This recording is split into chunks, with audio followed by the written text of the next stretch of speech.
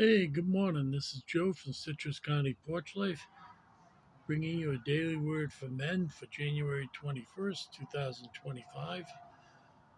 And the word for today is thoughtful. We who are strong must be considerate of those who are sensitive about things like this. We must not just please ourselves. We should help others do what is right and build them up in the Lord. For even Christ didn't live to please himself. Romans 15 verses 1 through 3 NLT. Now, isn't that true? Christ didn't live to please himself. Certainly didn't please himself as those nails were driven into him, as he wore that crown of thorns. That's a powerful statement. And here's the commentary. A thoughtful man is considerate of others, kind in word and action, and selfless. There are several men like this in our usual circles. They are not men we necessarily consider we want to be like because they tend to be quiet and reflective. Men who are successful in business, who stand out in crowds, and who are generally more charismatic, relate to others on a different level. They are typically strong, forceful, loud, and self promoting. There is a balance of these traits reflected in Christ. When needed, he was a crowd pleaser, doing miracles, lambasting the Pharisees for their hypocrisy, and standing up for the poor and defenseless. But there was a caring, unselfish, quiet side to him also. He comforted his disciples, taught children, and was crucified without retaliation. He was truly the perfect man and the righteous Son of God. Though we may not be balanced enough to be like him, we can aim to do things he did in the ways he did them. And this is a question to us. Thoughtfulness is part of aging. At this stage of your life, what can you do to improve it?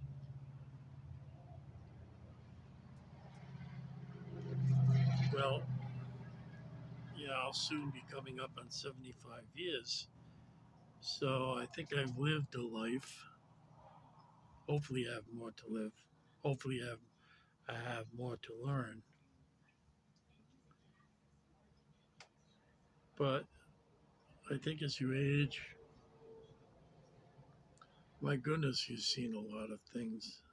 Uh, I've seen a lot of things with my family. I've seen six of my brothers die. Three, three through accidents or normal. Well, two of them were twins and were born prematurely and lasted only about 4 or 5 days. I had a brother that drowned, and then I had three brothers that died of addiction. And I have one brother left, my youngest brother, Kevin, and I have two sisters left. So I've experienced a lot of death and thought very much on the meaning of death. And I have faith that I will see them again. So it helps me get along.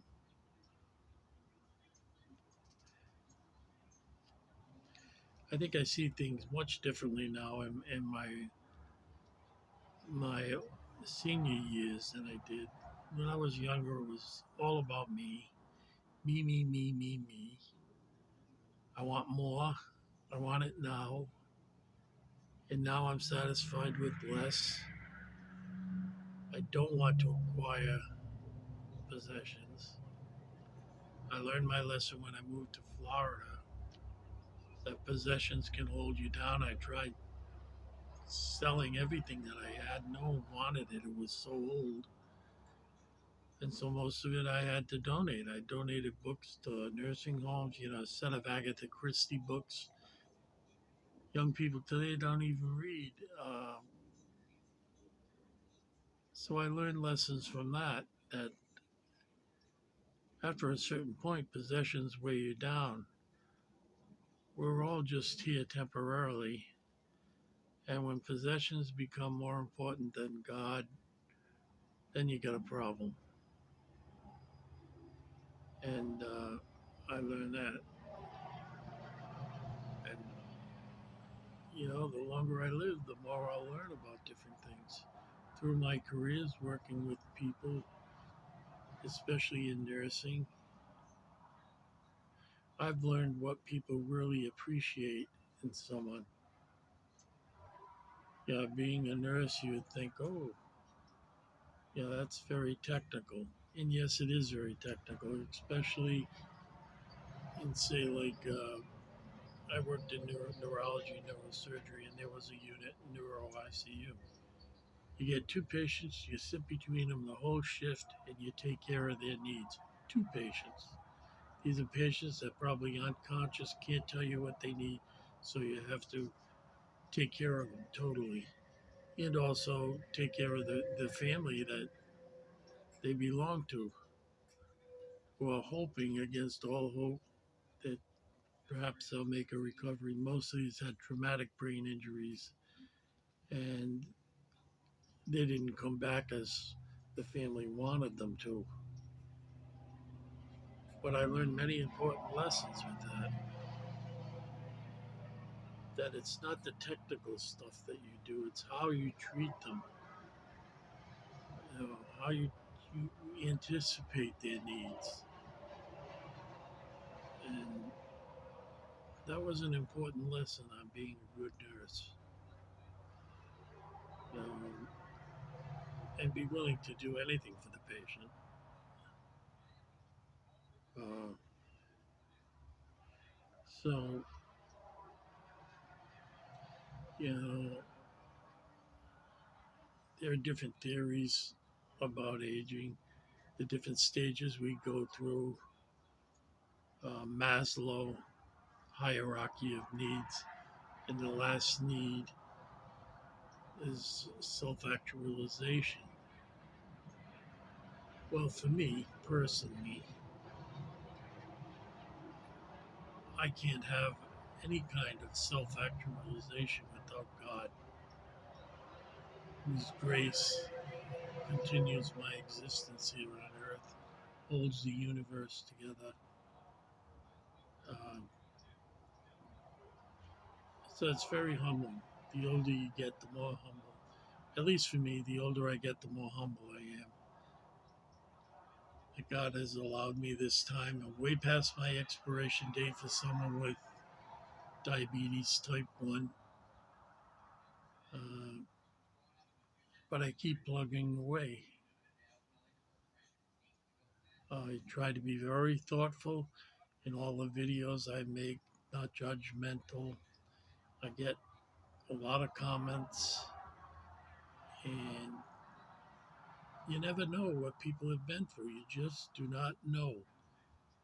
You may see, my poor dad losing the son that was named after him, and then my brothers, Matthew and Mark, and then just giving all of himself to the 7 children that he had left and never complaining.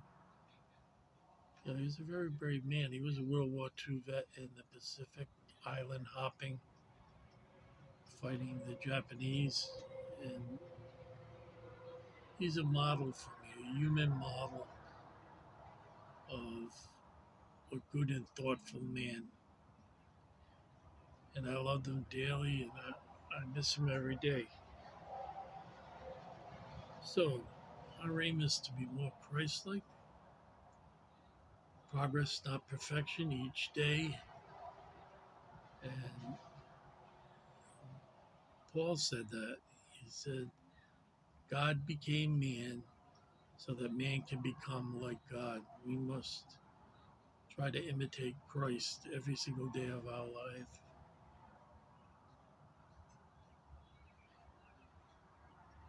So I wish you all a safe and holy day, and we will see you tomorrow. God bless.